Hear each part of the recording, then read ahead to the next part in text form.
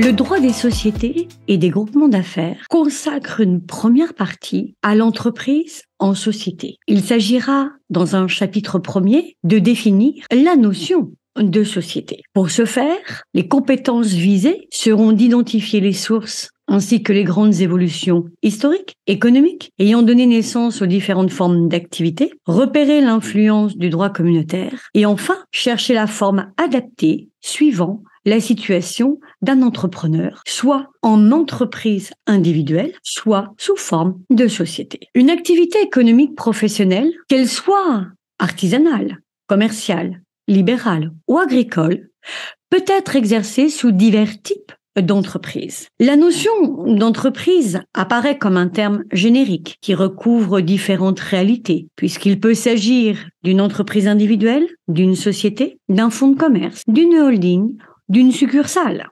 La forme juridique est un choix crucial pour l'entrepreneur qui peut choisir d'exercer dans une grande majorité des cas sous forme d'une entreprise individuelle ou sous forme sociétaire. La notion et approche juridique de l'entreprise.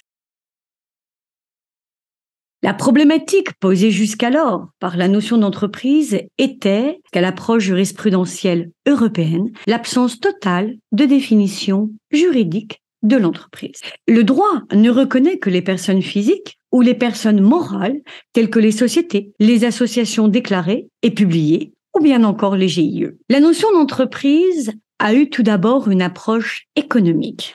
En effet, les économistes définissent l'entreprise comme l'organisation qui permet la combinaison de facteurs de production, capital et travail, aux fins de produire des biens et services avec un objectif de profit. En d'autres termes, l'entreprise regroupe un ensemble de biens et de personnes affectées à une activité en réalisant du profit.